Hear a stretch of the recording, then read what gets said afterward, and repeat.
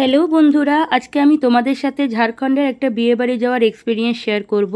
গত 22শে এপ্রিল আমি আমার হাজব্যান্ড আরও ছোটোবেলার বন্ধু সঞ্জয় দা চলে গেছিলাম ঝাড়খণ্ডের ওর খুব কাছের এক ডাক্তার বন্ধু দীপকদার মেয়ে মুনমুনের বিয়ে খেতে। কিছুটা যাওয়ার পর বীরভূমের খয়রাশোলের পর ন্যাকড়াকন্দা নামে গ্রামে আমরা চা খাওয়ার জন্য একটু থামি। জায়গাটা সন্ধেবেলাতেই প্রায় নির্জন।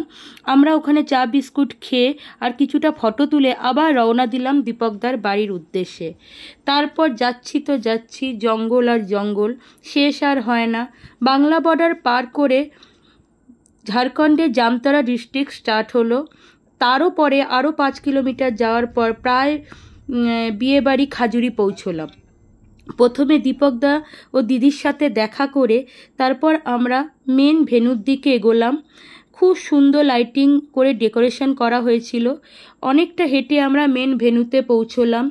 ওখানে গিয়ে অনেক ফটো তোলা হলো। সবার সাথে পরিচয় ও কনের সাথে দেখা হওয়ার পর আমরা ইভিনিং স্ন্যাক্স মানে ফুচকা কফি এইসব খেলাম। আপ্যায়নে কোনো ত্রুটি করেনি দীপকদা এবং দীপকদার পরিবার। সারাটা সন্ধে যে জার্নি আমরা করেছিলাম সমস্ত জার্নিটাই কিন্তু ওদের আপ্যায়নে এবং বিয়েবাড়ির আনন্দে আমাদের কেটে গেছিল। তো পুরোটাতে এত সুন্দর লাইটিং করেছিল যে দেখে মনে হচ্ছিল যে কোনো বিয়েবাড়ি না, যেন কোনো শুটিং স্পটে চলে এসেছি। তো যাই হোক, সবার সাথে বিয়েবাড়িতে গিয়ে দেখা হলো। খুব আনন্দ হচ্ছিল। খুব সাধারণ মানুষ, সবার এত ভালো ব্যবহারেই আমার মন মুগ্ধ হয়ে গেছে। তারপরে কিন্তু আমরা কিছু ফটো তুললাম। তোমরা কিন্তু বন্ধুরা বলতে ভুলো না যে আমাদের দুজনকে কেমন লাগছিল।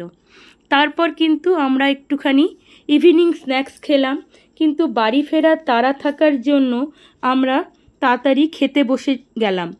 প্রচুর লোকের অ্যারেঞ্জমেন্ট করেছিল দীপকদা, প্রচুর আয়োজনও করেছিলেন। মেনুতে বলতে কিছুই বাদ ছিল না। তো আমরা কিন্তু খেতে বসে গেলাম। এত অ্যারেঞ্জমেন্ট, কিন্তু সেদিনকে গরমও প্রচুর পড়েছিল। গরমের জন্য ঠিকমতো খাওয়া যাচ্ছিল না, কিন্তু আনন্দটা যেহেতু সবসময় বেশি ছিল এবং দীপকদাদের এত আপ্যায়ন, সেটা তো ভোলা যাবে না। সেটার কথা সবসময় মাথায় রয়ে গেল। আর তারপরে আমরা খেলাম। খাওয়া দাওয়া কমপ্লিট করে তারপরে আমরা রওনা দেব, সেই জন্য তাড়া ছিল। তো তবুও আমরা যেমন পেরেছি গরমে খেয়ে তারপরে ফেরার পালা। খুব ভালো করে খাওয়া দাওয়া করে দীপকদা ও মুনমুনের সাথে দেখা করে বর আসার আনন্দে আতশবাজির ফোয়ারা দেখতে দেখতে আবার বাড়ির পথে রওনা দিলাম আমরা। মুনমুনকে নিমন্ত্রণ করে এলাম আমার বাড়িতে আসার জন্য। বাড়ি ফিরতে প্রায় আমাদের 12:30 হয়ে গিয়েছিল। তো বন্ধুরা, তোমাদের আমার এই ব্লগটা কেমন লাগলো অবশ্যই জানিও। যদি আমার এই ভিডিওটা তোমাদের ভালো লেগে থাকে তো লাইক, কমেন্ট এবং শেয়ার করে দিও। আর অবশ্যই পারলে আমার চ্যানেলটিকে সাবস্ক্রাইব করে দিও। তোমাদের সহযোগিতা আমার একান্তভাবে কাম্য। দেখা হবে পরের ব্লগে, এবং ততক্ষণের জন্য টাটা। তোমাদের যদি আমার ব্লগগুলো ভালো লাগে অবশ্যই কমেন্টে জানিও, এবং এর পরের ব্লগের জন্য একটু ওয়েট করো। আমি শীঘ্রই আমার পরের ব্লগ নিয়ে আসব। ততক্ষণের জন্য সায়না।